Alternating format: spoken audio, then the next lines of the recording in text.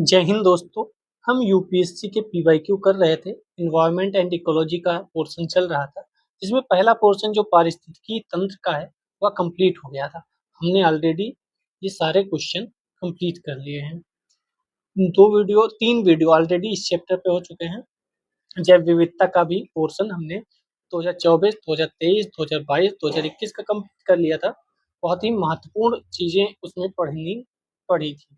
अब हमें 2022 से शुरुआत करनी है और 2011 तक जितने भी क्वेश्चन आए हुए हैं जैव विविधता से रिलेटेड, बहुत इंपॉर्टेंट टॉपिक है। हम पिछले भी देख कर आए, 8-8, 10-10 क्वेश्चन केवल इन्वायरमेंट के एक टॉपिक से आ जाते हैं कभी कभी। ठीक है, बाकी हिस्ट्री जियोग्राफी सब चल रहा है। एक बार विजिट करेंगे तो आपको बहुत ज्यादा फायदा होने वाला है, मेनली हिंदी माध्यम। पहला क्वेश्चन आपकी स्क्रीन पर, आप भी जवाब देंगे तो ज्यादा अच्छा रहेगा। मरु राष्ट्रीय उद्यान के संदर्भ में निम्नलिखित में से कौन सा कथन सही है? यह 2 जिलों में विस्तृत है क्या? उद्यान के अंदर कोई मानव वास स्थल नहीं है? या ग्रेट इंडियन बस्टर्ड का प्राकृतिक आवासों में से एक है? हमने आपको पहले ही बोला है, प्राकृतिक आवास और स्थानिक प्रजातियां, ये दो शब्दों पर क्वेश्चन बहुत ज्यादा पूछे गए हैं यूपीएससी में, आप देखते भी आ रहे हैं। तो इसका आंसर सी होगा, 1 और 3। दूसरा वाला गलत है। इसमें जो लिखा है उद्यान के अंदर कोई मानव वास स्थल नहीं है, यह गलत है, मानव वास स्थल है। तो मरु राष्ट्रीय उद्यान किन 2 जिलों में विस्तृत है, कहाँ है? तो ये राजस्थान में है, जैसलमेर और बाड़मेर वाले इलाके में ये मिलता है। ठीक है, बाकी इसमें ये ध्यान रखने वाला बात है, राष्ट्रीय उद्यान अत्यधिक संकटापन्न प्रजाति गोडावन, या इसे ग्रेट इंडियन बस्टर्ड भी कहते हैं। इस पे क्वेश्चन ऑलरेडी कई बार आ चुका है। ग्रेट इंडियन बस्टर्ड के प्राकृतिक आवासों में से एक है। गोडावन को राजस्थान राज्य की पक्षी के रूप में भी घोषित किया गया है। जैसे राष्ट्र पक्षी होता है, राष्ट्रीय पक्षी हमारा मोर है, वैसे राज्य पक्षी भी अलग अलग होते हैं। आप कमेंट सेक्शन में यूपी का राज्य पक्षी बताइएगा। इस राष्ट्रीय उद्यान को ऑकलवुड पार्क या जीवास पार्क के नाम से भी जाना जाता है, क्योंकि यूपी के ज्यादा लोग देखते हैं। बाकी आप अपने राज्य का भी, जो राज्य का पक्षी है वह भी बता सकते हैं, क्योंकि आपको अपने राज्य का भी पक्षी और जो पशु है वह सब पता होना चाहिए। चलिए दूसरा क्वेश्चन देखते हैं। आजकल ऐसे ही क्वेश्चन आने वाले हैं, 2020 तक ऐसे क्वेश्चन ज्यादा आते थे। निम्नलिखित बाघ आरक्षित क्षेत्रों में क्रांतिक बाघ आवास या क्रिटिकल टाइगर हैबिटेट के अंतर्गत सबसे बड़ा क्षेत्र किसके पास है? यानी सबसे बड़ा क्षेत्र कौन सा है इनमें से बाघ के आवास के हिसाब से? क्या कार्बेट है, क्या रणथंभौर है, नागार्जुन सागर श्रीशैलम है, या सुंदरवन है? आपको सारे पता भी होने चाहिए कहाँ कहाँ ये अवस्थित है। तो सी वाला है नागार्जुन श्रीशैलम। तो नाम से भी आप याद कर सकते हैं, आपको एक क्लिक रहेगा दिमाग में कि इतना लंबा चौड़ा नाम है, नागार्जुन सागर श्रीशैलम। तो ये एरिया भी सबसे ज्यादा रखता है। बस याद करने की दृष्टि से मैं इसको थोड़ा सा आपके लिए आसान कर देता हूँ। ठीक है, तो सबसे ज्यादा नागार्जुन सागर श्रीशैलम के पास है। उससे कम अगर हम बात करेंगे तो हमारा सुंदरवन डेल्टा जो आता है उसमें है, और फिर अपना रणथंभौर जो राजस्थान में है, कार्बेट के पास 821 है। ठीक है, कई राष्ट्रीय उद्यान पे क्वेश्चन आते हैं, हम अभी करेंगे क्वेश्चन तो आपको पता ही चल जाएगा। राष्ट्रीय उद्यान, जीव अभ्यारण्य बहुत इंपॉर्टेंट है। थर्ड नंबर क्वेश्चन, भारतीय हाथियों के संदर्भ में निम्नलिखित कथनों पर विचार कीजिए। हाथियों के समूह का नेतृत्व मादा करती है। हाथी की अधिकतम गर्भावधि 22 माह तक हो सकती है। सामान्यतः हाथी में 40 वर्ष की आयु तक ही बच्चे पैदा करने की क्षमता होती है। भारत के राज्यों में हाथियों की सर्वाधिक जीव संख्या केरल में। क्या आपको लगता है हाथियों की सर्वाधिक संख्या केरल में होगी? कौन सा उपयुक्त में से सही है? तो सही बताना है, इसमें सही होगा 1 और 2। ठीक है, चौथा तो मैंने बता ही दिया, केरल में नहीं है, तो ये दोनों तो ऑलरेडी कंप्लीट हट गए। अगर इनमें से अगर ये भी आपको पता है कि एक सही है, नेतृत्व तो उसका मादा करती है, या आपको ये पता है कि अधिकतम गर्भावधि 22 माह तक हो सकती है, तब भी आप इसको सही कर जाएंगे, क्योंकि तीसरा तो अकेला दिया हुआ है। तो 40 वर्ष की बात अलग होती है, बाकी दोनों आंसर, सॉरी दोनों स्टेटमेंट सही है। शेर पे ऑलरेडी क्वेश्चन हमने परसों वाली क्लास में देखा था, परसों या कल वाली क्लास में, कल वाली क्लास में। और आज ये हाथी पे क्वेश्चन आ गया। ठीक है, तो हाथी, शेर, बाघ और टाइगर, चीता, चीता पे क्वेश्चन देखा था हमने। तो टाइगर पे आ चुका है, शेर पे आ चुका है, हाथी पे आ चुका है। भारतीय हाथी एशियाई हाथी के 3 जीवित उप प्रजातियों में से एक है। यानी एशियाई हाथी के 3 जीवित उपप्रजातियां हैं, ये भी ध्यान रखिएगा। पृथ्वी पर पाए जाने वाले सबसे बड़े स्थलीय स्तनधारियों में से एक है। एक मात्र नहीं है, कई हैं, उनमें से एक हाथी भी है। ये 6-7 मादा हाथियों के समूह में रहते हैं। इनका नेतृत्व सबसे बड़ी एवं बृहद मादा करती है। सभी स्थलीय स्तनधारियों में सर्वाधिक लंबा गर्भकाल हाथियों का होता है। तो यहाँ पर सर्वाधिक का प्रयोग किया गया वर्ड का, इन शब्दों का बहुत महत्व होता है। तो सभी स्थलीय स्तनधारियों में सर्वाधिक लंबा गर्भकाल हाथियों का होता है। यही सीधे स्टेटमेंट में पूछा जा सकता है। ठीक है, हाथी की सर्वाधिक संख्या की बात करें तो कर्नाटक में है 2017 के अनुसार। आप चेंज हो गया हो तो नया देख लीजिएगा। इसके बाद आता है असम, फिर आता है केरल। ठीक है, 4th नंबर क्वेश्चन आपकी स्क्रीन पर। भारत की जैव विविधता के संदर्भ में Ceylon frogmouth, coppersmith barbet, grey chinned minivet और व्हाइट थ्रोटेड रेड स्टार्ट क्या है? ऐसे क्वेश्चन ऑलरेडी आ चुके हैं पिछले वाले क्लासेस में भी, इसमें भी। तो ये सब पक्षी थे और एक बार पूछा गया था वो कीट पूछे गए थे। ठीक है, मछली भी पूछी जा चुकी है, तो आपको पता होने चाहिए ये शब्द क्या है।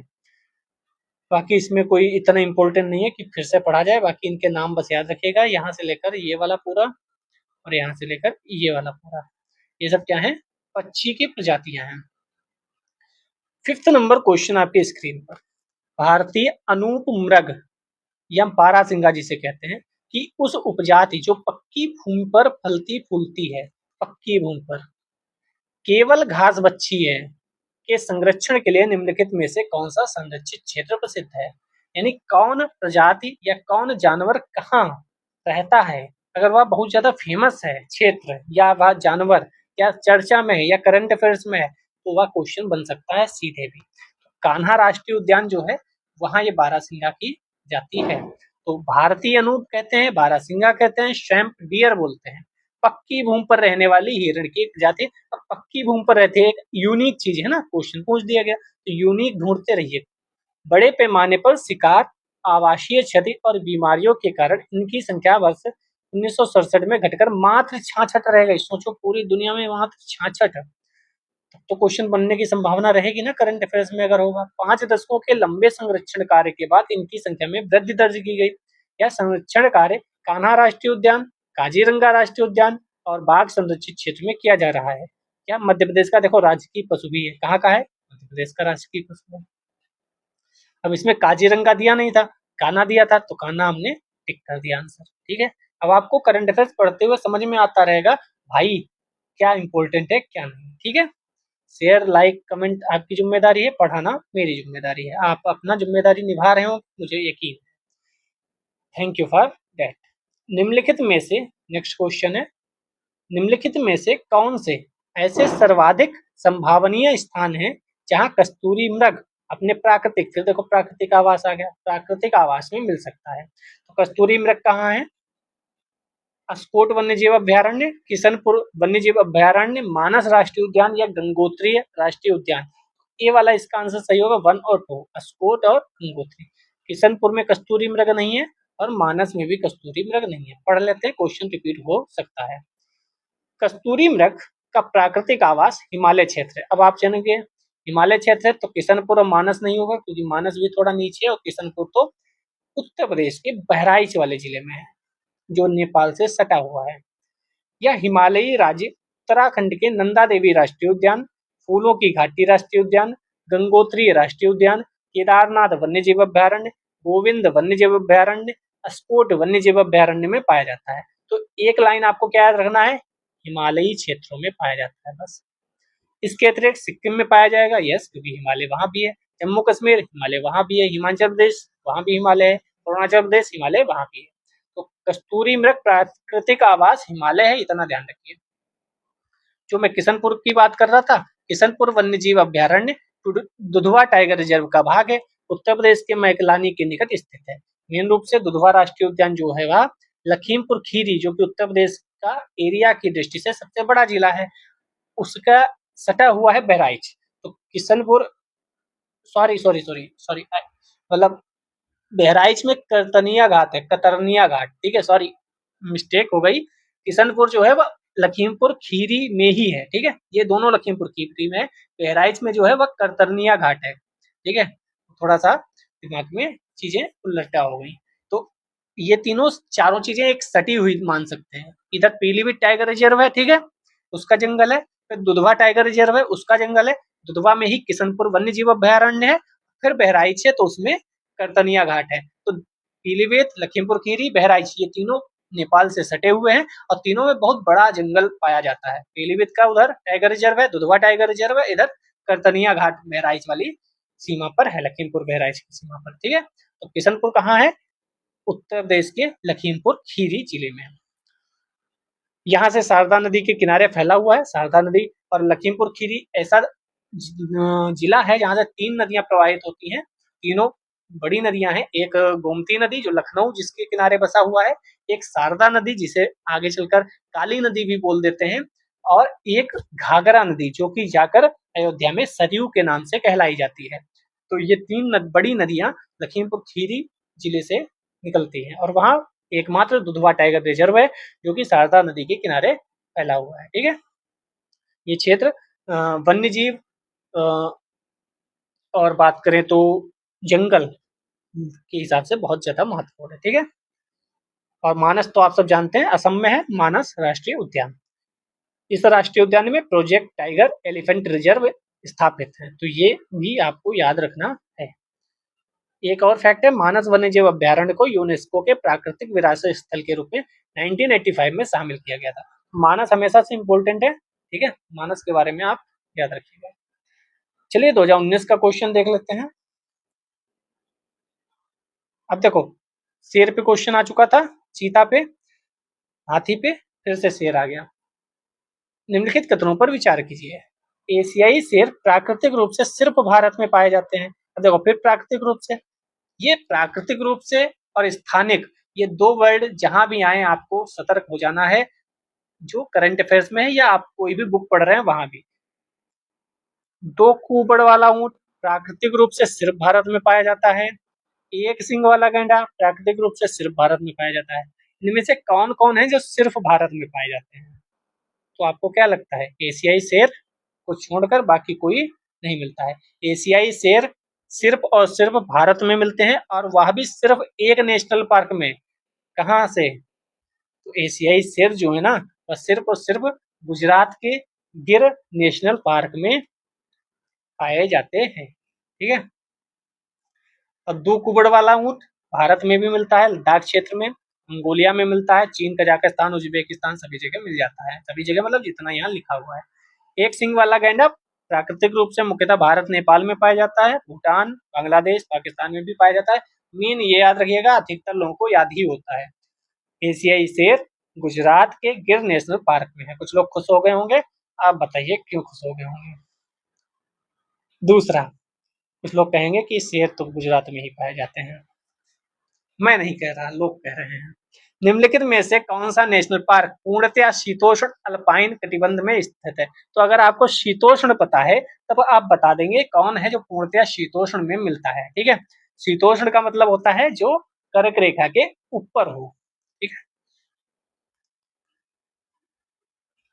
तो इसमें जो आंसर होगा, सबसे सही आंसर होगा तो फूलों की घाटी नेशनल पार्क है, जो उत्तराखंड के गढ़वाल में है, जहाँ ठीक ठाक बर्फ कह सकते हैं, ठंड कह सकते हैं, ठीक ठाक शीत का मौसम कह सकते हैं। ये पूर्णतया शीतोष्ण अल्पाइन, क्योंकि यहाँ पे वर्ल्ड क्या लिखा, अल्पाइन कटिबंध, क्योंकि शीतोष्ण में तो मानस भी आ सकता है क्योंकि वह भी कर्क के ऊपर है, ठीक है, नामदफा भी आ सकता है, लेकिन जो शीतोष्ण अल्पाइन की बात हुई है वह सिर्फ इनमें से एक है, फूलों की घाटी नेशनल पार्क। एक एक शब्द महत्वपूर्ण होता है पढ़ते समय, आप जल्दी में पढ़ाई क्वेश्चन को पढ़िए मत, ठीक है। थर्ड क्वेश्चन, कौन सा अगस्त्यमाला जीव मंडल रिजर्व है? आप देखे होंगे national park, wild sphere reserve, जीव मंडल रिजर्व, और बात करें तो एनिमल यानी स्पीसीज, कभी शेर, कभी चीता, कभी हाथी, कभी बंदर, ऊंट, और आप देखेंगे कोई भी स्पीसीज जो हो गई छोटी मोटी भी, डॉल्फिन हो गया या चित्तीदार बिल्ली हो गई, ये ना टॉपिक पे क्वेश्चन हमेशा पूछे जा रहे हैं जैव विविधता के टॉपिक में। तो अब इन पर आप करंट अफेयर्स में हो या आपकी बुक में हो, नोट्स में हो, इनको बिल्कुल मतलब कंठस्थ कर जाइए।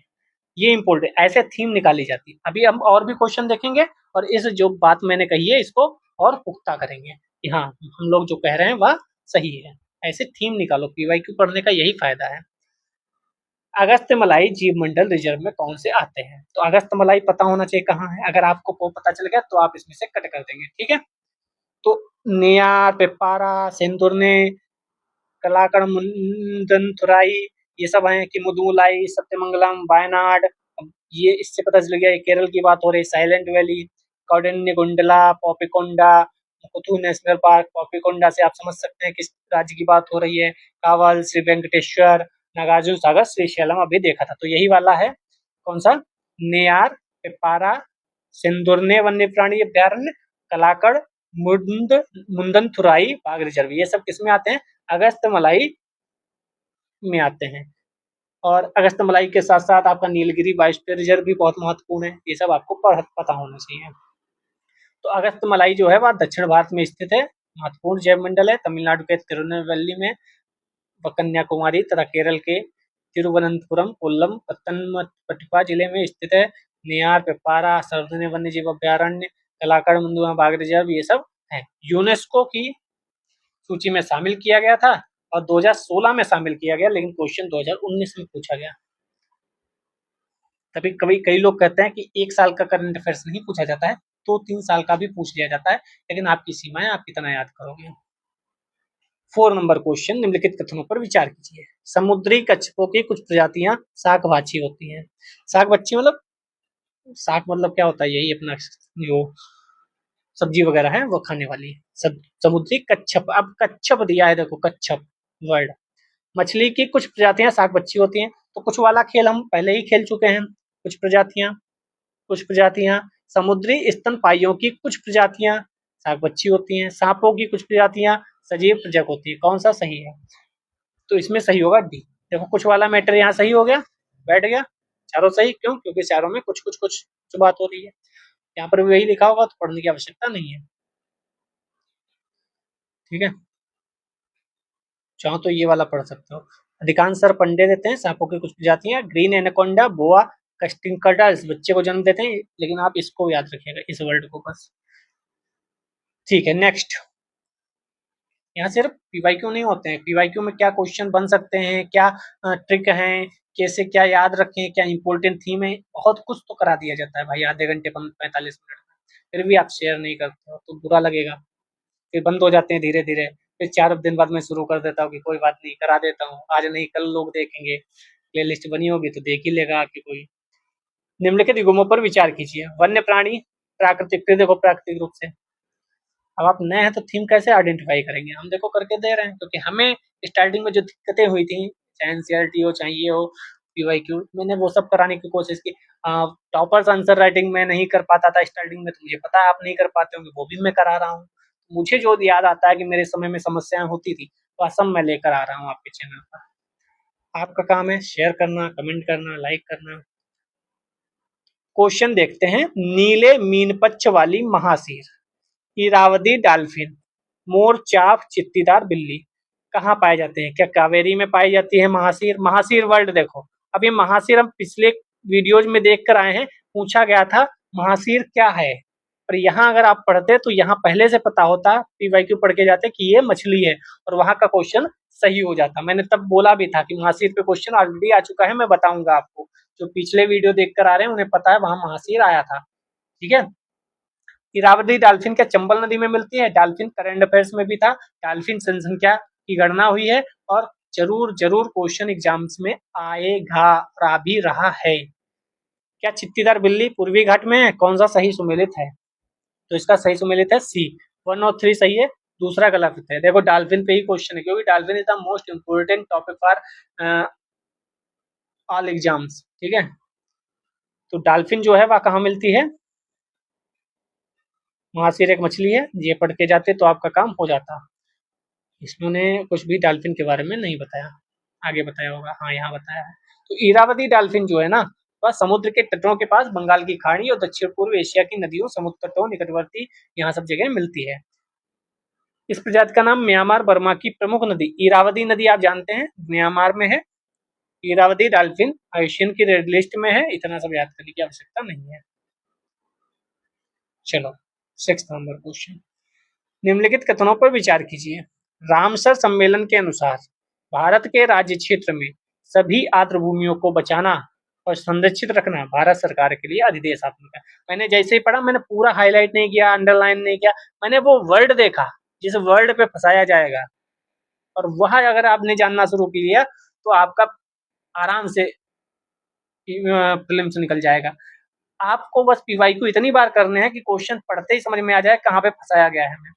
अब देखो, रामसर सम्मेलन के अनुसार भारत के राज्य क्षेत्र में सभी आर्द्र भूमियों को बचाना संरक्षित रखना भारत सरकार के लिए अधिदेशात्मक है।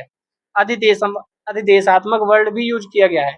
कि आपको लगता है 2016 के समय भारत अपनी सभी आर्द्र भूमियों को बचाने में, संरक्षित रखने में पूरी जोर शोर से लग सकता है? चलिए दूसरा देखते हैं। आर्द्र भूमि संरक्षण और प्रबंधन नियम 2010 भारत सरकार ने रामसर सम्मेलन की संस्तुतियों के आधार पर बनाए थे। क्या ऐसा होगा? देखते हैं। आर्द्र भूमि संरक्षण और प्रबंधन नियम 2010 आर्द्र भूमियों के अपवाद क्षेत्र, जलजहर क्षेत्रों को भी सम्मिलित करते हैं, जैसा कि प्राधिकार द्वारा निर्धारित किया है। कौन सा सही है? तो पहला तो हमें पता है गलत होगा, क्योंकि हमारे पास अभी इतना नहीं है कि हम सभी आर्द्र भूमियों को बचाने में जुट जाएं। ठीक है, तो पहला गलत, तो ये भी गलत हो गया, ये भी गलत हो गया। अब 2 और 3 में खेला है, तो आपको पता होना चाहिए दूसरा जो है वह भी गलत है। क्यों गलत है वह भी हम देखेंगे। केवल इसका आंसर 3 सही होना चाहिए। देख लेते हैं इसका आंसर। हाँ, सी वाला सही है, यानी सी मतलब 3 आंसर। क्यों सही है देखते हैं। तो 2 फरवरी 1971 को आर्द्र भूमि पे क्वेश्चन ऑलरेडी आते रहते हैं, इसलिए हमें ये पढ़ना व्याख्या आवश्यक है।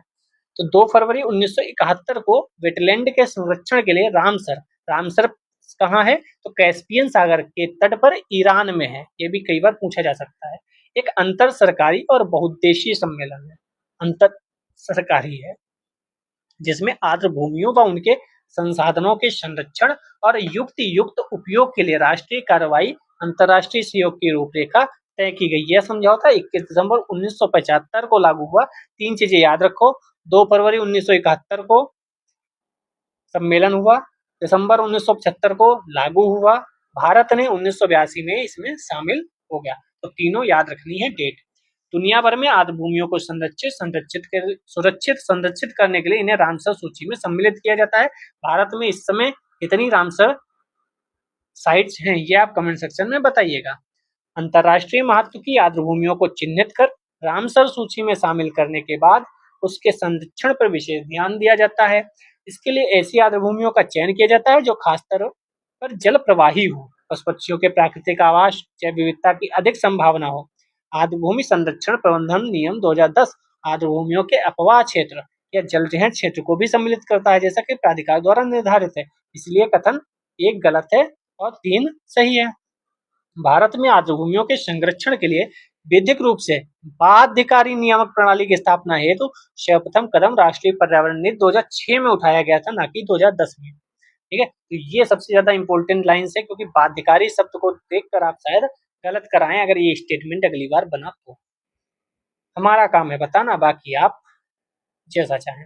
विदित है कि वर्ष 2017 में पर्यावरण, वन एवं जलवायु परिवर्तन मंत्रालय द्वारा आर्द्र भूमियों के संरक्षण से संबंधित नए नियमों को अधिसूचित किया गया। आर्द्र भूमि संरक्षण एवं प्रबंधन नियमावली 2017 पहले के दिशा निर्देशों का स्थान लेगी, 2010 में लागू हुए थे। अब 2017 वाली आ गई। फिर क्या हुआ? वेटलैंड को किडनीज ऑफ द लैंडस्केप भी कहा जाता है। ये वर्ड याद रखिएगा, कौन फेफड़ा है और कौन किडनी है और कौन क्या है, ये क्वेश्चन ऑलरेडी ऐसे आ चुके हैं, फेफड़ा पूछा जा चुका है। अगस्त 2021 की स्थिति के अनुसार भारत में स्थित कुल रामसर स्थलों की संख्या 46 है। अभी चेंज हो गई होगी, आप जाकर करंट अफेयर्स में देखेंगे इसे। ठीक है, 46 से बढ़ गई है। नेक्स्ट क्वेश्चन ये कब का है? 2018 में हम प्रवेश कर चुके हैं। निम्नलिखित राज्यों में से किस एक में पाखुई वन्यजीव अभयारण्य अवस्थित है? पाखुई वन्यजीव अभयारण्य अरुणाचल प्रदेश, मणिपुर, मेघालय, नागालैंड। सीधे क्वेश्चन पूछा गया, ये अरुणाचल प्रदेश में है। ठीक है, पाखुई वन्यजीव अभयारण्य 2002 में प्रोटेक्ट टाइगर के तहत टाइगर रिजर्व भी घोषित किया गया था, हालांकि अब आएगा नहीं। यहाँ पर बाघ, तेंदुआ, जंगली कुत्ता, एशियाई शेर, एशियाई हाथी, भौंकने वाला हिरण सब कुछ शामिल। चलिए सेकंड नंबर क्वेश्चन 2018 का, निम्नलिखित कथनों पर विचार कीजिए। संकटपूर्ण वन्यजीव पर्यावास की परिभाषा वन अधिकार अधिनियम 2006 में समाविष्ट है। क्या इसकी परिभाषा इसमें लिखी हुई है? दूसरा, भारत में पहली बार बैगा जनजाति को पर्यावरण अधिकार दिए गए थे। बैगा जनजाति भी आप पढ़ते ही होंगे। केंद्रीय पर्यावरण, वन और जलवायु परिवर्तन मंत्रालय भारत के किसी भी भाग में विशेष रूप से कमजोर जनजातीय समूह के लिए पर्यावरण अधिकार पर आधिकारिक रूप से निर्णय लेता है, उसकी घोषणा करता है। कौन करता है? जलवायु परिवर्तन मंत्रालय। क्या ये करता है? देखते हैं कौन सा सही है। तो ए सही है, एक और दो, तीसरा गलत है। क्यों? क्योंकि जो मैंने हाईलाइट किया वही चीज यहाँ पर गलत लिखी है। वो कौन करता है? देख लेते हैं कहाँ लिख गया। हाँ, यहाँ देखो, केंद्रीय जनजातीय कार्य मंत्रालय भारत के किसी भी भाग में विशेष रूप से कमजोर जनजातीय समूह के लिए पर्यावरण पर अधिकार आधिकारिक रूप से निर्णय लेता है। जनजातीय कार्य मंत्रालय, ना कि पर्यावरण मंत्रालय। आप कहते हो आपको कैसे पता? 25 बार कर चुके हैं तो हमें चीजें याद हो गई हैं। प्रोसोपिस जूलीफ्लोरा नामक पादप प्रायः क्यों समाचारों में उल्लिखित है? समाचार में है, बता दो क्यों उल्लिखित है। सिंपल सा आंसर देख लेते हैं। जिस क्षेत्र में यह उगता है वहां की जैव विविधता को कम करने लगता है। वाह भाई वाह, खतरनाक है आइटम। और जो यूनिक है वही यूपीएससी पूछता है। मैंने पहले भी बोला, अब भी बोल रहे हैं। जो यूनिक, जो आप करंट अफेयर्स पढ़ रहे हैं आपको लगे अरे ऐसा, यानी क्वेश्चन बन सकता है, क्योंकि यूनिक चीज पूछी जाती है। दिल्ली हाईकोर्ट ने भी देखो हटाने के निर्देश दिए थे 2018 में, तो क्वेश्चन आना तय था। 2017 में मद्रास हाईकोर्ट ने हटाने का निर्णय दिया था। तो चर्चा में इतना ज्यादा रहेगा तो क्वेश्चन पूछा जाएगा। 4th नंबर क्वेश्चन, निम्नलिखित कथनों पर विचार कीजिए। कर लेते हैं। विश्व की सर्वाधिक प्रवाल भित्तियां उष्ण कटिबंधीय सागर जलों में मिलती हैं। तो आपको प्रवाल सबसे लंबा अगर देखना हो तो कहाँ है? ऑस्ट्रेलिया में। ऑस्ट्रेलिया क्या उष्ण कटिबंधीय सागर में है? दूसरा, विश्व की 1/3 से अधिक प्रवाल भित्तियां ऑस्ट्रेलिया, इंडोनेशिया, फिलीपींस के राज्य क्षेत्रों में स्थित हैं। तीसरा, उष्णकटिबंधीय वर्षा वनों की अपेक्षा प्रवाल भित्तियां कहीं अधिक संख्या में जंतु संघों का प्रपोषण करती हैं। ऐसा स्टेटमेंट सेम नहीं बोल रहा हूं, इसी टाइप का 2025 के प्रीलिम्स में भी पूछा गया था। कुछ कुछ ऐसा ही था। डी वाला सही है, 1 2 3 तीनों सही है। ठीक है। अब देखो यहाँ उष्णकटिबंधीय लिखा है तो यहाँ पर इंडोनेशिया, फिलीपींस, ऑस्ट्रेलिया की बात की गई है, तो ये कहीं ना कहीं उष्णकटिबंधीय में आ ही जाता है, क्योंकि ऑस्ट्रेलिया का ऊपर वाला पार्ट जो है ना, उसके पूर्व साइड में सबसे लंबी प्रवाल भित्ति है, तो वह कहीं ना कहीं कंसीडर उष्णकटिबंधीय में ही होगी। ठीक, तो विश्व की सर्वाधिक प्रवाल भित्तियां उष्णकटिबंधीय सागरी जल में है। 1/3 से अधिक प्रवाल भित्तियां इन 3 जगह पे हैं। वर्षा वनों की अपेक्षा प्रवाल भित्तियां कहीं अधिक संख्या में जंतु संघों का प्रपोषण करती हैं। ये इंपॉर्टेंट है, क्वेश्चन ऑलरेडी रिपीट हो सकता है। चलिए 2017 में प्रवेश करते हैं, कंप्लीट कर दें 2011 तक, कर ही देते हैं। चलिए, कुछ कारणों वश यदि तितलियों की जाति की संख्या में बड़ी गिरावट आ जाए, किसमें? तितलियों की जाति की संख्या में, तो इसका संभावित परिणाम क्या हो सकता है? कुछ पौधों के परागण, आओ खेलते हैं मीटिंग खेलते हैं कुछ पौधों के परागण पर प्रतिकूल प्रभाव पड़ सकता है। कुछ कृषि पौधों में कवकीय संक्रमण प्रचंड रूप से बढ़ सकता है। इसके कारण बर्रों, मकड़ियों, पक्षियों की कुछ प्रजातियों की गिरावट हो सकती है। कौन सा सही है? जब कुछ ना पता हो तो 1 और 3 सही है। 1 और 3। अब देखो यहाँ पर कुछ वाला गलत हो गया। कुछ कृषि पौधों में कवकीय संक्रमण प्रचंड रूप से बढ़ सकता है, तो इसीलिए मैं जानता था, क्योंकि मैंने पहले ही बोला था 99% चीजें सही हो सकती है, लेकिन 90% चीजें सही हो सकती है।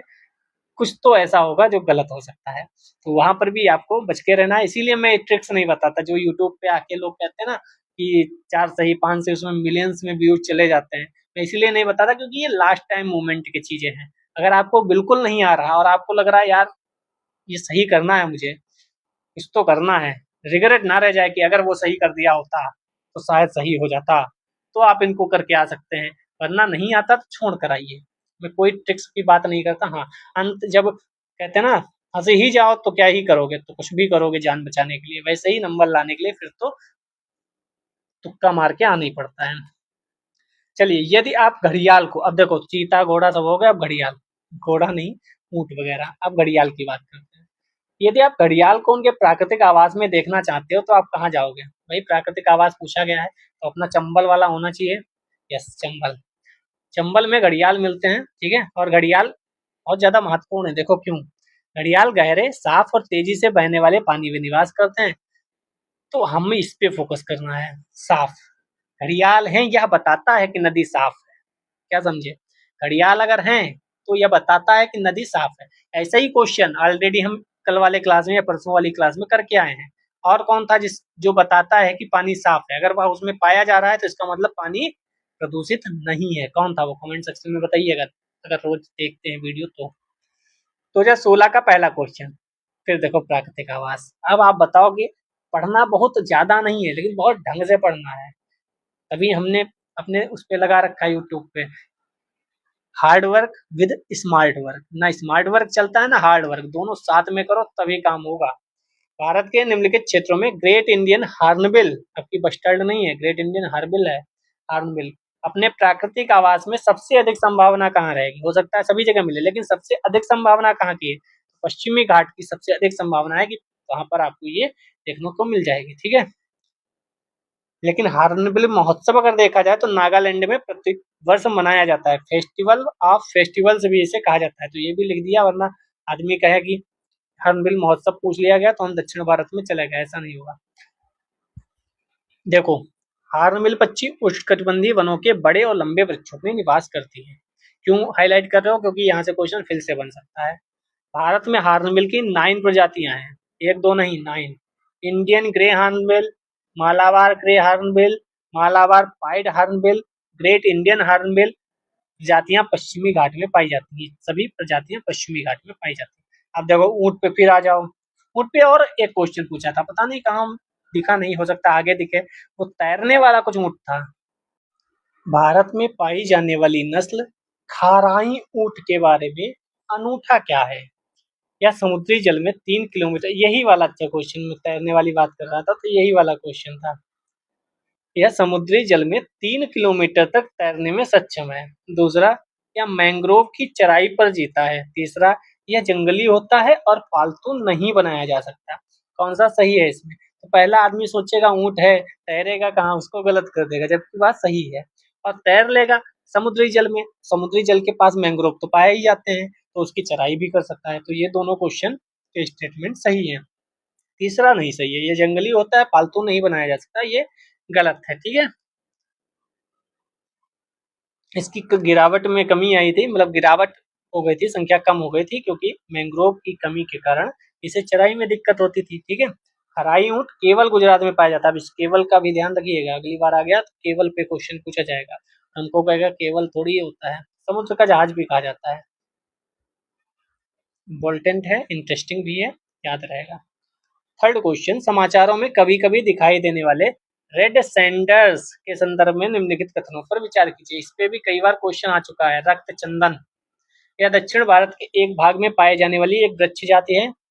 यह दक्षिण भारत के उष्णकटिबंधीय वर्षावन क्षेत्रों में अति महत्वपूर्ण वृक्षों में से एक है। तो इसके केवल एक सही है, दूसरा गलत है। क्यों गलत है दूसरा? क्योंकि यह उष्णकटिबंधीय वर्षावन में नहीं, उष्णकटिबंधीय शुष्क आर्द्र पर्णपाती वनों में पाए जाने वाली चीज है। ठीक है, इसका उपयोग चिकित्सा, डाई बनाने, प्राच्य संगीत यंत्र बनाने में किया जाता है। अवैध व्यापार के चक्कर में दिक्कत है, स्थानिक तथा संकटग्रस्त दोनों हैं।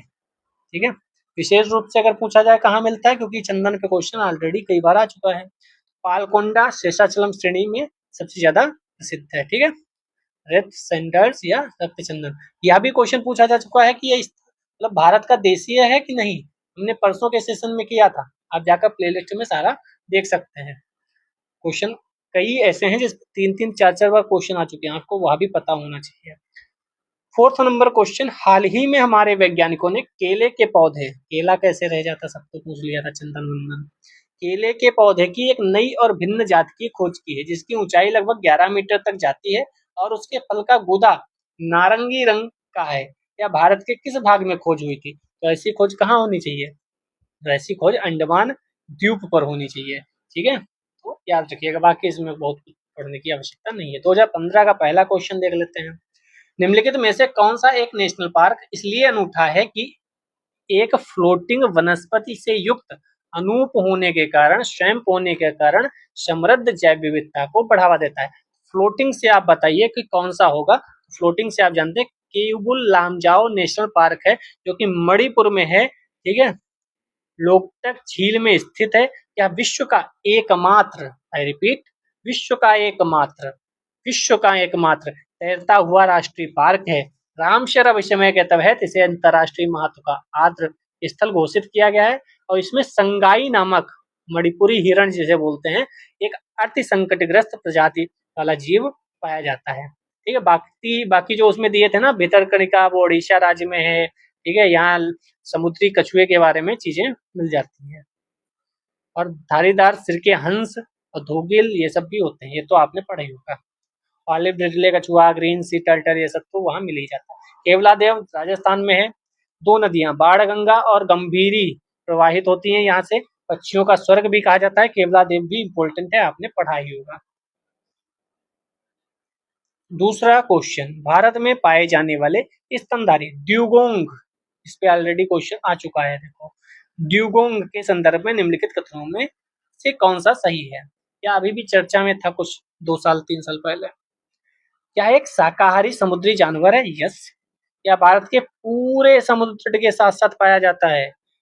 वन्यजीव की जो सूची है उसमें अधिक अधीन विधिक संरक्षण दिया गया है। विधिक संरक्षण, विधिक संरक्षण कौन सा इसमें से सही है? सी वाला सही है, 1 और 3। दूसरा गलत है क्योंकि वही पूरे समुद्र तट पर, पूरे समुद्र तट पर नहीं पाया जाता है। कहाँ पाया जाता है? भारत के मन्नार की खाड़ी, पाक की खाड़ी, कच्छ की खाड़ी, अंडमान निकोबार द्वीप समूह में पाया जाता है, पूरे उस पे नहीं पाया जाता। ठीक है, इस पे एक कार्यक्रम भी चला था, तटीय पारतंत्र का संरक्षण कार्यक्रम के तहत द्वीपों को संरक्षण हेतु टास्क फोर्स का गठन किया गया था। यह भी इम्पोर्टेंट था। ठीक है, चर्चा में हालांकि रहती रहती है। थर्ड नंबर क्वेश्चन, फिर से घड़ियाल डॉल्फिन सब आ गए। निम्नलिखित में से कौन सा एक भारत का राष्ट्रीय जलीय प्राणी है? कितना सिंपल क्वेश्चन। तो सी वाला जो है गंगा का डॉल्फिन, उस समय क्वेश्चन जो आया था वह डॉल्फिन चंबल वाला लिखा हुआ था, इसीलिए गलत है। तो डॉल्फिन कहाँ है? गंगा में। इसकी जनगणना हुई है, ये क्वेश्चन इंपोर्टेंट बन सकता है। किस पे क्वेश्चन? डॉल्फिन पे। क्यों? जनगणना हुई है, किस राज्य में सबसे ज्यादा है, तो उत्तर प्रदेश कोई हरा सकता है क्या? ठीक है, आगे बढ़ते हैं। यहाँ पे वही सब लिखा हुआ है, आप चाहें तो इसको पढ़ लीजिएगा। गंगा नदी डॉल्फिन 2009 में राष्ट्रीय जलीय जीव घोषित हुआ था। ठीक है, और इसमें क्या होगा? लाल सूची में संकटा प्रश्न है, यानी इंडेंजर्ड है। ठीक है, भारत में इसकी संख्या 2000 से भी कम है। गंगा में बढ़ता प्रदूषण इसके लिए महत्वपूर्ण जो कारण है कम होने का वह है, बांध वगैरह भी। बाकी मगरमच्छ तो आप जानते हैं, मगरमच्छ इसमें इतना ज्यादा है नहीं। बाकी उड़ीसा भितरकनिका में बड़ी आबादी मौजूद है। घड़ियाल तो हम ऊपर देख कर आए थे। ठीक है, चंबल वाले जिले में या चंबल नदी के आसपास। हाँ, ऑलिव रिडले तो इधर आप देखेंगे अगर गहिर माथा वाला जो एरिया है वहाँ मिल जाएंगे। ठीक है, आपका रिवीजन हो ही गया होगा। 2014 का पहला क्वेश्चन देख लेते हैं। जैव विविधता के साथ साथ मनुष्य के परंपरागत जीवन के संरक्षण के लिए सबसे महत्वपूर्ण रणनीति निम्नलिखित में से किस एक की स्थापना करने में निहित है? तो बायोस्फीयर रिजर्व यानी ए, जीव मंडल निश्चय या बायोस्फीयर रिजर्व जो है वह, ये जो कहानी लिखी है उसके लिए महत्वपूर्ण है। ठीक है, हालांकि इतना महत्वपूर्ण अब नहीं रहेगा, इतना आसान क्वेश्चन नहीं पूछा जाता।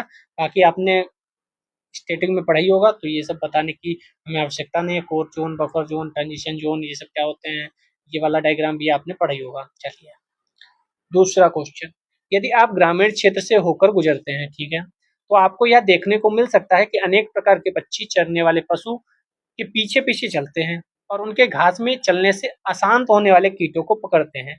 निम्नलिखित में से कौन सा पक्षी है जो ऐसा करता है?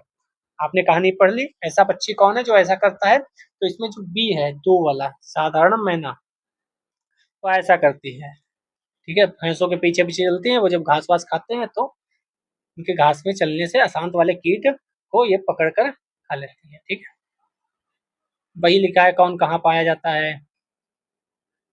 सारस, पानी में चलने वाले सारस कुल एक बड़ा पक्षी है। और कहीं स्थानिक लिखा है क्या?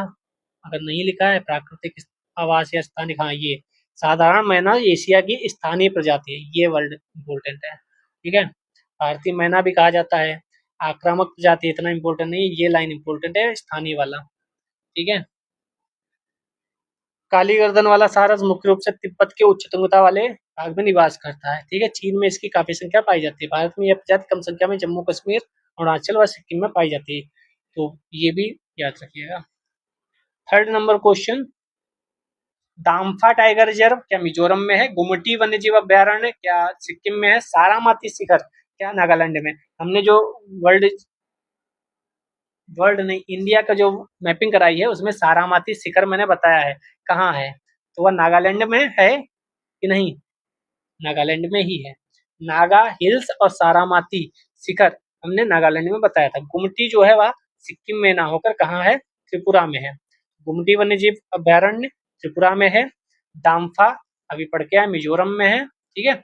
और सारामाती तो पीक भी है, हमने बताया था जब उसको पढ़ाया था, उसमें प्लेलिस्ट बनी हुई है ऑलरेडी, तो वह नागालैंड में है, ठीक है। नागालैंड की सबसे ऊंची पर्वत चोटी है, अभी बताया था मैंने। देखो गंगा डॉल्फिन पे भी फिर क्वेश्चन आ गया, तीसरी बार क्वेश्चन आया डॉल्फिन पे। गंगा नदी डॉल्फिन की समष्टि में ह्रास के लिए शिकार चोरी के अलावा और क्या संभव कारण है? शिकार तो हो ही रहा है, और क्या कारण है कि डॉल्फिन कम हो रही है? तो बांध बहराज मैंने बता ही दिया था। नदियों में मगरमच्छों की समष्टि में वृद्धि, ये कारण होगा क्या? संयोग से मछली पकड़ने के जालों में फंस जाना, नदियों के आसपास के फसल खेतों में उर्वरक की बात जो है वह, तो 1, 3, 4 तो है, लेकिन 2 वाला नहीं है। मगरमच्छों का कोई लेना देना डॉल्फिन से नहीं है, ठीक है, बाकी सब सही है। डॉल्फिन की संख्या कम हो रही इसीलिए जनगणना भी थी, और 100% क्वेश्चन आने वाला है। क्या बोला मैंने?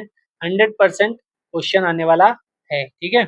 और एक फैक्ट और याद रखिएगा, क्योंकि गंगा डॉल्फिन अंधी होती है अथवा वह ध्वनि तरंगों की सहायता से अपना रास्ता और शिकार ढूंढती है।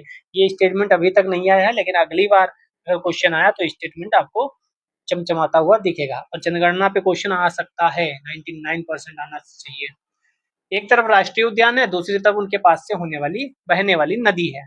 क्या कार्बेट राष्ट्रीय उद्यान से गंगा नदी बहती है? साइलेंट वैली से कावेरी नदी बहती है? काजीरंगा से मानस बहती है? कौन सा सही है? तो कोई नहीं सही है, ना इससे ये ना इससे ना इससे। आपके लिए इम्पोर्टेंट क्या है, जो भी पढ़े हैं राष्ट्रीय उद्यान या वन्य जीव अभ्यारण्य, वहां से कौन सी नदी बहती है या आपको पढ़ना है। तो कार्बेट राष्ट्रीय उद्यान भारत का पहला राष्ट्रीय उद्यान है, ये फैक्ट याद रखना है। 1936 में इसे हेली नेशनल पार्क के रूप में कहा गया था, बाद को इसका नाम चेंज कर दिया गया, ठीक है। नैनीताल जिले के रामनगर में स्थित है। नदी कौन सी है? राम गंगा नदी है, ठीक है। अगर दून घाटी पूछी जाए, पतली दून घाटी का निर्माण यहाँ होता है। काजीरंगा अगर पूछे तो वो असम के नागांव में है, गोलाघाट जिले में है। ब्रह्मपुत्र नदी बहेगी यहाँ से, ठीक है। मोरा तिफलू नदी भी यहाँ पर बहती है अगर देखे तो, ठीक है। तिफलू एवं धनसिरी भी नदी है, लेकिन मानस नदी तो कतई यहाँ से नहीं बहती है। मानस नदी मानस वन्यजीव अभयारण्य से बहेगी। साइलेंट वैली राष्ट्रीय उद्यान तो केरल में मिलेगा। नीलगढ़ी पहाड़ियों के मध्य फैला, ये भी ध्यान रखिएगा। कुंती पूजा भरत पूजा नदियां बहती हैं, ये दोनों नदियां इंपॉर्टेंट है। कुंती पूजा भरत पूजा कहाँ है? Kerala, silent valley. फिर देखो इधर दिया गया है नौकरेक जीव मंडल रिजर्व, गारो पहाड़ियां, लोकटक झील, बरेल क्षेत्र, नामदफा राष्ट्रीय उद्यान, डफला पहाड़ियां। तो डफला भी हमने पढ़ा था जब हमने वो मैपिंग क्लास ली थी। तो कौन सा सही सुमेलित है? केवल एक सही सुमेलित है। नौकरेक जो है वह गारो पहाड़ियों में है, लोकटक बरेल क्षेत्र में नहीं है, नामदफा डफला में नहीं है। तो लोकटक झील या पूर्वोत्तर भारत की सबसे बड़ी आलावड़ी झील है, आलावड़ी है, ध्यान रखिएगा। मणिपुर के मोइरांग के समीप स्थित है। बरेल रेंज तो असम में स्थित है। तो ऐसे भी क्वेश्चन पूछे जाते हैं। बरेल रेंज कहाँ है? असम में। हाँ, बरेल रेंज मैंने पढ़ाया है, बरेल रेंज पढ़ाया है। जो क्लास करके आए हैं इंडियन मैपिंग की वो बताएं, बरेल मैंने पढ़ाया था कि नहीं पढ़ाया था? बरेल और एक बीजे और नाम था रेंज का, वो कौन सी थी? भुवन। बरेल ऊपर थी और भुवन उसके नीचे थी। और फिर यहाँ त्रिपुरा में पढ़ाई थी बेटलिंग सिप, याद आया? तो देखो क्वेश्चन हो रहे हैं उस वाली क्लास से।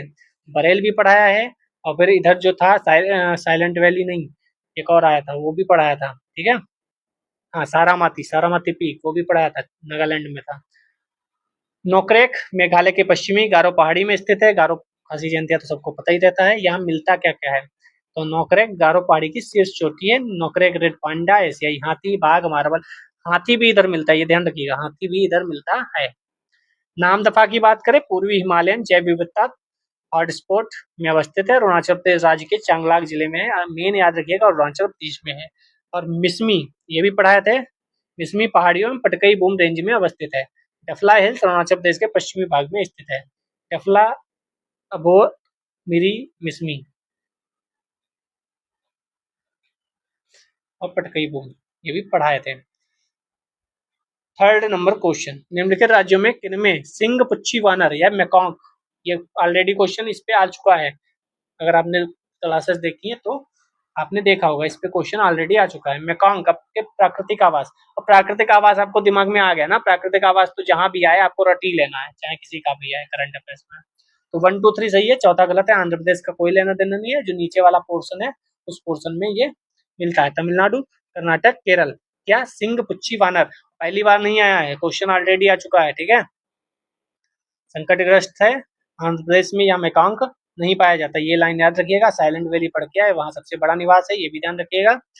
चौड़ी पत्ती मानसूनी वनों में रहते हैं, ठीक है, इंपोर्टेंट है, ये ध्यान रखिएगा। निम्नलिखित पर विचार कीजिए, नेक्स्ट क्वेश्चन। तारा कछुआ, वामन सुअर, स्पाइडर वानर, मॉनिटर छिपकली प्राकृतिक रूप से पाए जाते हैं। फिर देखो भारत में कौन प्राकृतिक रूप से, तारा कछुआ पे ऑलरेडी क्वेश्चन आ चुका है, 1 2 3 सही है। स्पाइडर वानर यहाँ कोई लेना देना नहीं है, ठीक है। तारा कछुआ पे ऑलरेडी क्वेश्चन आ चुका है, पाकिस्तान, ठीक है, इसको आप स्क्रीनशॉट लेकर पढ़ लीजिएगा। स्पाइडर वानर जो है मध्य और दक्षिण अमेरिका में पाया जाता है। फिफ्थ नंबर क्वेश्चन, निम्नलिखित भारतीय प्राणी जात पर विचार कीजिए। भारतीय प्राणी जात कौन है, घड़ियाल, आपने देखकर ही आए थे। सी वाला है 1 2 3, तीनों यहाँ पाए जाते हैं। नुब्रक, तीसरा क्या है, चरमपीठ कुर्म या लेदर बैक टर्टल, तो टर्टल तो बहुत ज्यादा हमारे यहाँ पाए जाते हैं, ठीक है। इसको भी आप स्क्रीनशॉट ले लीजिएगा या पॉज करके देख लीजिएगा। लेकिन ये ज्यादा इंपॉर्टेंट है, घड़ियाल, घड़ियाल पे ऑलरेडी क्वेश्चन आ चुका है, केवल भारतीय उपमहाद्वीप में पाए जाते हैं, ये ध्यान रखिएगा। लंबी नाक वाले मगर के नाम से भी जाना जाता है इन्हें, ठीक है। ये इंपॉर्टेंट है क्योंकि घड़ियाल पे ऑलरेडी क्वेश्चन आ चुका है, तो ठीक है। आज घड़ियालों की संख्या, छोटी संख्या सोन गंगा महानदी चंबल नदी में ही सीमित है, ठीक है। राष्ट्रीय चंबल अभ्यारण्य भारत में एकमात्र ऐसा स्थल है जहाँ घड़ियालों की संख्या अन्य स्थानों से अधिक है, ठीक है। जितना इंपॉर्टेंट था बता ही दिया। नेक्स्ट, भारत की आर्द्र भूमियों के संदर्भ में निम्नलिखित कथनों पर विचार कीजिए। आर्द्र भूमि के अंतर्गत देश का कुल भौगोलिक क्षेत्र अन्य राज्यों की तुलना में गुजरात में अधिक है, तो क्या आर्द्र भूमि सबसे ज्यादा गुजरात में है। दूसरा, भारत में तटीय आर्द्र भूमि का कुल भौगोलिक क्षेत्र आंतरिक आर्द्र भूमि के कुल भौगोलिक क्षेत्र से अधिक है, क्या तटीय में जो है वह ज्यादा आर्द्र भूमि है अंदर की अपेक्षा, अंदर कम है, तट पे ज्यादा है, तट मतलब इधर वाला भी तट, कौन सा सही है, कौन सा सही होना चाहिए, ये वाला, केवल एक सही है। अंदर लिखा है इसमें तटीय आर्द्र भूमि का कुल भौगोलिक क्षेत्र आंतरिक की तुलना में अधिक है, तो गलत है, आंतरिक ज्यादा होना चाहिए, तट में कम होना चाहिए, ठीक है। यहाँ देखो, तटीय आर्द्र भूमि कुल भौगोलिक क्षेत्र 27 है और अंदर वाला 69% है। सबसे ज्यादा कहाँ है, गुजरात में है। सबसे कम हिस्सा मिजोरम में है, ठीक है। दूसरा, हालांकि मुझे पता नहीं क्यों लग रहा है यहाँ क्रोनोलॉजी इसमें पूछ दिया, फिर क्या करोगे। तो सबसे ज्यादा गुजरात में, उसके पश्चात आंध्र प्रदेश, फिर उत्तर प्रदेश, फिर पश्चिम बंगाल, फिर महाराष्ट्र, चाहो तो याद कर लेना। निम्नलिखित रक्षित क्षेत्रों पर विचार कीजिए। कौन बाघ आरक्षित क्षेत्र घोषित हो चुके हैं, भितरकणिका, सुंदरबन, बांदीपुर और मानस, तो इसमें से 1 3 4, भितरकणिका जो है वह नहीं है, बाकी सब बाघ आरक्षित क्षेत्र घोषित हो चुके हैं। भितरकणिका हम पढ़ के आए थे, वह टर्टल के लिए था, कछुओं के लिए था, ठीक है। और वह टाइगर रिजर्व नहीं बल्कि राष्ट्रीय उद्यान है, जहाँ कछुओं को लेकर चीजें याद कर सकते हो।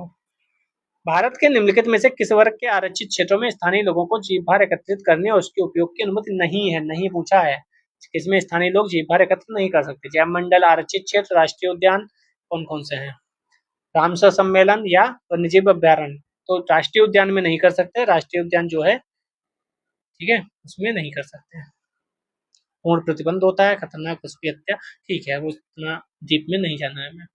निम्नलिखित में से कौन सा एक प्राणी समूह संकटापन्न प्रजातियों के संवर्ग के अंतर्गत आता है, आपको क्या लगता है कौन सा होना चाहिए। ग्रेट इंडियन बस्टर्ड एक में लिखा है, कस्तूरी मृग, लाल पांडा, एशियाई वन्य गधा, तो क्या यही होगा, हाँ यही होगा। क्यों, क्योंकि इसी से आप समझ सकते हो, मैंने बोल रखा है पहले भी कि इंडियन ग्रेट बस्टर्ड बहुत इंपॉर्टेंट है, कहाँ मिलता है, ये अभी क्वेश्चन आ चुका है, आप कमेंट सेक्शन में बताइएगा, हम लोग पढ़ के आए हैं अभी। तो ये सब क्या है, इंपॉर्टेंट है। कस्तूरी मृग भी आ चुका है क्वेश्चन, देखो, ठीक है। लाल पांडा, ये भी इंपॉर्टेंट है, हालांकि ग्रेट इंडियन बस्टर्ड यहाँ भी लिखा था। सिंह पुच्छी मैकाक ऑलरेडी क्वेश्चन आ चुका है, नूबरग ऑलरेडी क्वेश्चन आ चुका है, ठीक है। चलिए, फिफ्थ नंबर क्वेश्चन, निम्नलिखित में से कौन से भौगोलिक क्षेत्र में जैव विविधता के लिए संकट हो सकता है? तो वैश्विक तापन से हो ही सकता है, विदेशी जाति का संक्रमण से हो ही सकता है, आवास का विखंडन, शाकाहार प्रोत्साहन। शाकाहार को प्रोत्साहन से कोई लेना देना नहीं है, बाकी तीनों तो सिंपल सा क्वेश्चन है, इसमें कोई दिक्कत नहीं होनी चाहिए। विदेश से कोई आ जाए तो यहाँ के लोगों को दिक्कत हो जाती है, वैसे ही विदेशी पौधा, विदेशी जानवर अगर आ जाए तो यहाँ के लोगों को दिक्कत हो जाएगी। सिक्स्थ नंबर क्वेश्चन, कुछ वर्ष पहले तक गिद्ध, अब गिद्ध पे क्वेश्चन आ गया, भारतीय देहातों में आमतौर पर दिखाई देते थे, किंतु आजकल कभी कभार ही नजर आते हैं।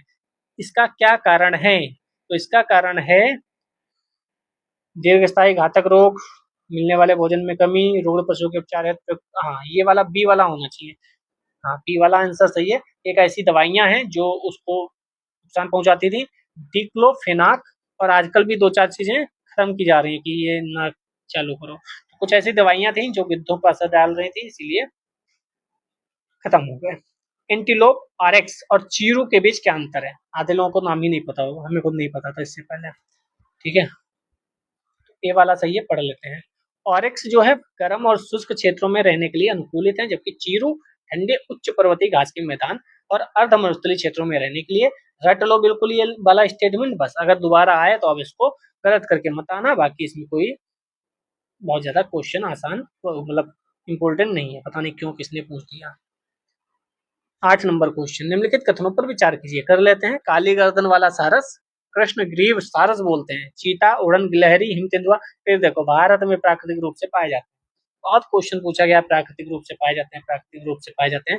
134 है, 134। चीता प्राकृतिक रूप से नहीं पाया जाता भारत में, इसीलिए हमने चीता को कहाँ से मंगाया है? दक्षिण अफ्रीका और नामीबिया से चीता मंगाया गया है। क्यों? क्योंकि भारत में प्राकृतिक रूप से पाए नहीं जाते थे। पाए क्या जाते हैं? यहाँ लिखा है, पूरा रट लेना, स्क्रीनशॉट ले लेना, दो चार बार रट लेना, मजा आ जाएगा। 2011 में चलते हैं, बस इसके बाद खत्म हो जाएगा 2011 के बाद।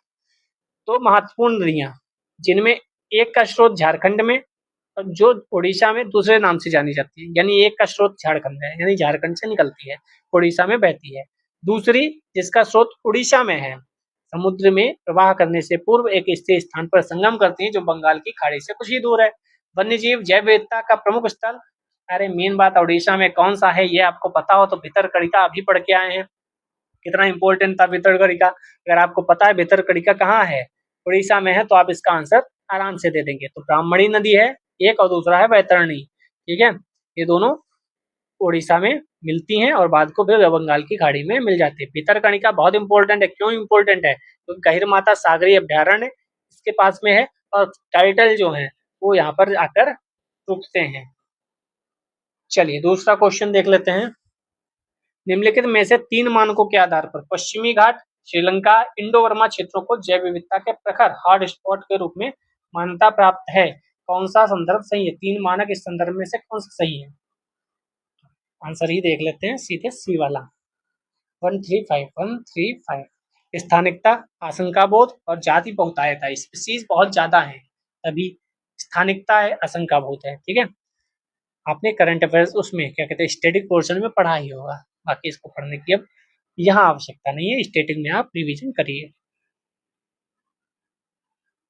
तीसरा क्वेश्चन, हिमालय पर्वत प्रदेश जाति विविधता की दृष्टि से अत्यंत समृद्ध है, इस फिनोमिना के लिए कौन सा कारण उपयुक्त है? क्या यहाँ अधिक वर्षा होती है, जैव भौगोलिक प्रदेश का संगम है, मनुष्यों का कम हस्तक्षेप है, या विदेश तथा आक्रामक जातियां प्रवेश नहीं कर पाती? तो बी वाला सही है।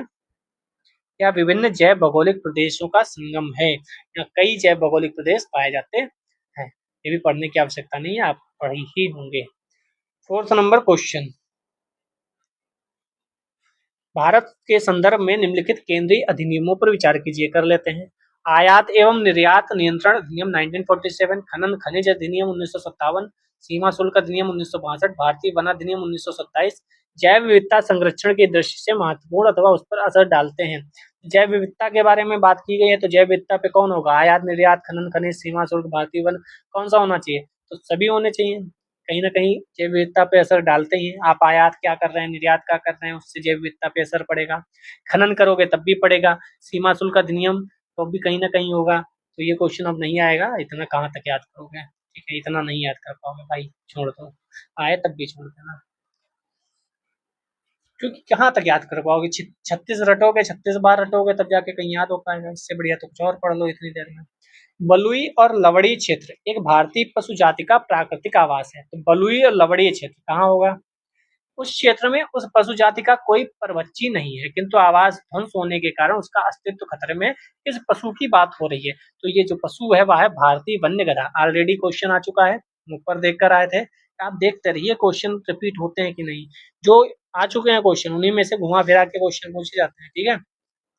गुजरात में पाया जाएगा क्योंकि बलुई और लवड़ी वहीं पे है, कच्छ में, रण में। चलिए 6 नंबर क्वेश्चन। जैव विविधता निम्नलिखित माध्यमों द्वारा मानव अस्तित्व का आधार बनी हुई है। किनसे? मृदा निर्माण, मृदा अपरदन की रोकथाम, अपशिष्ट का पुनः चक्रण या सस्य परागण। तो जो है ती सभी होने चाहिए। जैव विविधता सभी कहीं ना कहीं जुड़ी हुई है।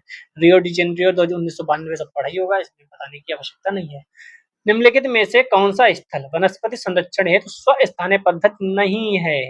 राष्ट्रीय पार्क, वन्यजीव अभ्यारण्य, जीव मंडल आरक्षित क्षेत्र, वानस्पतिक उद्यान।